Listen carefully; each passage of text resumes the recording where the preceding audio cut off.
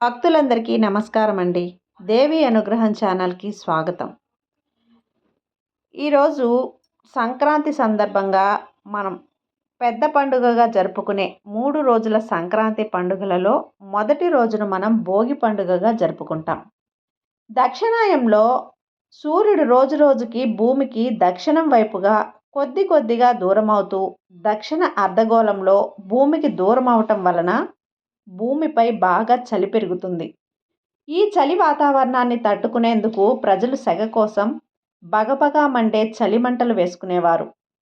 ఉత్తరాయణం ముందు రోజుకి చలి విపరీతంగా పెరగటం, ఈ చలిని తట్టుకునేందుకు బగబగా మండే మంటలు, దక్షిణాయంలో ప్రజలు తాము పడిన కష్టాలను, బాధలను అగ్నిదేవుడికి ఆహుతి చేస్తూ రాబోయే ఉత్తరాయణంలో సుఖ సంతోషాలను ఇమ్మని కోరుతూ ఆ వేసుకునే మంటలనే భోగి మంటలు అంటారు. అది మనందరికీ తెలిసిన విషయమే. భోగి అనే పదం ఎలా వచ్చింది? ఈ పండుగ రోజున భోగి మంటలు ఎందుకు వేస్తారో వాటి పురాణం మరియు శాస్త్రీయ కారణాలు తెలుసుకుందాం.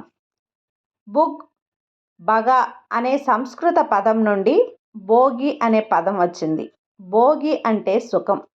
పూర్వం ఈ దినమే శ్రీ రంగనాథ స్వామిలో గోదాదేవి లీనమై భోగాన్ని పొందిందని, దీని సంకేతంగా భోగి పండుగ ఆచరణలోకి వచ్చిందనే మనకు ఒక పురాణ కథ ఉంది. దక్షిణాయనానికి చివరి రోజుగా భోగిని భావిస్తారు. అందుకే దక్షిణాయనంలో పడ్డ కష్టాలను, బాధలను భోగి మంటల రూపంలో అగ్నిదేవుడికి సమర్పించి రాబోయే ఉత్తరాయణ కాలంలో సుఖ సంతోషాలను ప్రసాదించాలని కోరుకుంటారు. భోగి అనగానే చిన్నపిల్లల మీద రేగుపళ్ళు పోస్తారు. ఆ రోజున రేగుపళ్ళు కాస్త భోగిపళ్ళుగా మారిపోతాయి. రేగిపళ్ళను పిల్లల తల మీద పోయటం వల్ల శ్రీమన్నారాయణుని దివ్య ఆశీస్సులు లభిస్తాయని భావిస్తారు. భోగి పండ్లు పోయటం వలన పిల్లల మీద ఉన్న చెడు దృష్టి అంతా తొలగిపోతుంది. తలపై భాగంలో బ్రహ్మరంధ్రం ఉంటుంది. భోగి పండ్లను పోసి దాన్ని ప్రేరేపితం చేస్తే పిల్లల్లో జ్ఞానం పెరుగుతుంది అని పురాణాల ప్రకారం రేగి పండ్లను బదరీ ఫలం అని కూడా అంటారు.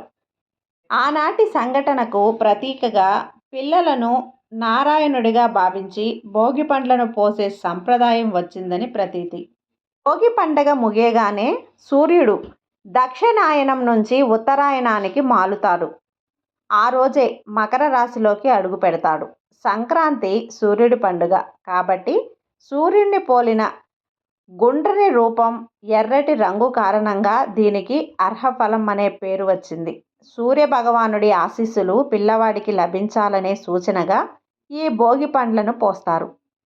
కౌమార్యంలో అడుగుపెట్టడానికి ముందే అంటే 12 ఏళ్లలోపు చిన్నారుల తల మీద భోగి పండ్లను పోయవచ్చు. ఈ సమయాల్లో భోగి పండ్లు పోస్తే చాలా అనుకూలం. శ్రీ మహావిష్ణువు వామన అవతారంలో బలిచక్రవర్తిని పాతాళంలోకి తొక్కిన పురాణ కథ మనందరికీ తెలిసిందే. అయితే తర్వాత బలిచక్రవర్తికి పాతాళరాజుగా ఉండమని ప్రతి సంక్రాంతికి ముందు రోజున పాతాళం నుండి భూలోకానికి వచ్చి ప్రజల్ని ఆశీర్వదించమని వరమివ్వడం జరిగింది. భోగి మంటల వెనక రహస్యమేంటి? బలిచక్రవర్తి రాకను ఆహ్వానించడానికి భోగి మంటలు వేస్తారని మన పురాణాలలో చెప్పబడింది. కృష్ణుడు ఇంద్రుడికి ఒక పాఠం నేర్పుతూ గోవర్ధన పర్వతం ఎత్తిన పవిత్రమైన రోజు ఇదే. శాపవశంగా పరమేశ్వరుణ్ణి వాహనమైన బసవన్నని భూమికి పంపించి రైతుల పాలిట దైవాన్ని భూమికి దిగివచ్చిన రోజు ఇదే. ఇవన్నీ కూడా పురాణ కథలే. సాధారణంగా అందరూ చెప్పేదే. ఇది చలికాలం కనుక వెచ్చదనం కోసం మంటలు వేస్తారని. కానీ నిజానికి భోగి మంటలు వెచ్చదనం కోసం మాత్రమే కాదు, ఆరోగ్యం కోసం కూడా. ధనుర్మాసం నెలంతా ఇంటి ముందు పెట్టిన గొబ్బెమ్మలను పిడకలుగా వేస్తారు. వాటినే ఈ భోగిలో మంటల్లో వేస్తారు. దేశీయ ఆవు పేడ పిడకలని కాల్చడం వలన గాలి శుద్ధి అవుతుంది, సూక్ష్మక్రిములు నశిస్తాయి, ప్రాణవాయువు గాలిలోకి అధికంగా విడుదలవుతుంది. దాని గాలి పీల్చడం ఆరోగ్యానికి మంచిది. చలికాలంలో అనేక వ్యాధులు వ్యాపిస్తాయి. ముఖ్యంగా శ్వాసకు సంబంధించిన అనేక రోగాలు పట్టి పీడిస్తున్నాయి. వాటికి ఔషధంగా ఇది పనిచేస్తుంది. భోగి మంటలు పెద్దవిగా రావటానికి అందులో రావి, మామిడి, మేడి మొదలైన ఔషధ చెట్లు బెరళ్ళు వేస్తారు. అవి కాలడానికి ఆవు నేతిని వేస్తారు. ఇక భోగి పండగ రోజున వినాల్సిన కథ. సాధారణంగా సీతారామ కళ్యాణమని, శ్రీనివాస కళ్యాణమని ఇలా ఎన్నో కళ్యాణోత్సవాలు జరుపుకుంటాం. గోదా రంగనాథుల కళ్యాణానికి ఒక వైలక్ష్యం ఉంది. మిగతా కళ్యాణాలతో పోల్చితే గోదాదేవి కళ్యాణం, శ్రీనివాసుని కళ్యాణోత్సవంలో స్వామికి వైభవంగా, సీతారామ కళ్యాణంలో కూడా స్వామికే వైభవం. కానీ గోదా రంగనాథుల కళ్యాణంలో వైభవం అంతా కూడా అమ్మ గోదాదేవికే. ఎందుకనంటే 2 కారణాలు ఉన్నాయి. గోదాదేవి అద్భుతమైన వ్రతాన్ని ఆచరించిన దాన్ని మన దాకా ఆచరించేట్టుగా చేసింది. అందుకే పాడి ఎరుల వల్ల పల్ వల్ యాయ్ అని అంటుంటారు కదా.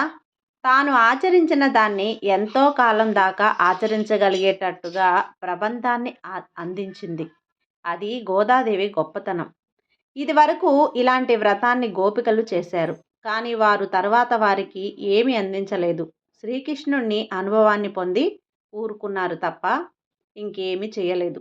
సీతమ్మ రామచంద్రుణ్ణి వివాహమాడి ఊరుకుంది. పద్మావతి అమ్మవారు శ్రీనివాసుణ్ణి వివాహమాడి ఊరుకుంది. కానీ గోదాదేవి ఒక్కో పాటలో మనం ఏం తెలుసుకోవాలి, ఎలా తెలుసుకోవాలి, ఎలా ఆచరించాలో చెప్పింది. సీతమ్మ కానీ, పద్మావతి అమ్మవారు కానీ భగవంతుణ్ణి తన వంటి కడలే రూపంలోనే వివాహమాడారు. వారి అవతారాల్లో కానీ గోదాదేవి మానవ కన్యగా ఉంటూ విగ్రహ స్వరూపుడైన రంగనాథుణ్ణి వివాహమాడింది. తన ఆచరణలో విగ్రహ స్వరూపుడైన భగవంతుణ్ణి కదిలేట్టు చేసుకుంది. ఇది కదండి గొప్ప అంటే. మన ఎదురుగుండా కనిపించే విగ్రహాన్ని అది దైవమని విశ్వసించి మనం చెప్పినట్లుగా, మనం పిలిచినట్లుగా అది కదులుతుంది, పలకగలుగుతుంది అనే విశ్వాసాన్ని ఆండాళ్ తల్లి నిరూపించి చూపించింది. లోకంలో కంటికి కనిపించేటట్టుగా విగ్రహ రూపంలో ఉండే భగవంతుడా, ఆ విగ్రహ రూపంలో నీ ప్రభావము అనుపమానము, అసమానము అని విశ్వసిస్తున్నారు అని చెప్పి భగవంతుణ్ణి కదిలేట్టు చేసింది. 3 పనులు చేసి విగ్రహ రూపంలో ఉండే భగవంతుణ్ణి కదిలేట్టు చేసింది. ఆయన ఏమీ ఉలకకుండా పడుకుంటే మేల్కొల్పింది. చిన్నపిల్లవాడికి బెత్తం చూపి పాఠం చెప్పినట్లుగా మనల్ని బాగు చేయటానికి మనం తెలుసుకోవాల్సిన విషయాలని మనకు ఆయన ఎట్లా తెలిసేట్టు చేయాలో ఆయనకి పాఠాలు నేర్పింది.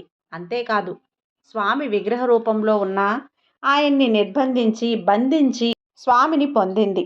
అందుకే ఎక్కడో శ్రీవిల్లిపుత్తూరులో ఆండాలంటే శ్రీరంగంలో ఉన్న స్వామి స్పందించి అర్చకులని, రాజుని, అమ్మని తీసుకురమ్మని ప్రేరేపించి రప్పించుకున్నాడు. విగ్రహంలో ఉన్న స్వామితో వివాహమాడాలని తెలియగానే జనాలు తండోపతండాలుగా తరలివచ్చి ఆశ్చర్యపోయినందుకే ఆ విధికి చిత్రవిధి అనే పేరు ఏర్పడింది. తర్వాత వీధి, ఉత్తర వీధి, అక్కడ ఉన్న స్వామి అమ్మని వివాహమాడి గోదాదేవిని తనలో చేర్చుకున్నాడు. మానవకన్యగా ఉన్న ఆండాళ్ తల్లిని ఉత్సవమూర్తిగా మలచి తాను ఉత్సవమూర్తిగా కలిసి ఉన్నాడు. శ్రీవిల్లిపుత్తూరులో అమ్మ ఆదేశాన్ని బట్టి అమ్మ రామచంద్రుణ్ణి ఇలవేల్పు అయిన శ్రీరంగనాథుణ్ణి వివాహమాడడంతో సీతారాములకే ఇలవేల్పు అయ్యింది. సీతారాములకి తర్వాత కాలంలో అవతరించిన వారికి ఇలవేల్పు అవటం అమ్మ గొప్పతనం. ఇదే గోదాదేవి యొక్క కళ్యాణ కథనం. ఈ కథ మీకు నచ్చినట్లయితే లైక్ చేసి సబ్స్క్రైబ్ చేయండి, కొంచెం సపోర్ట్ చేయండి.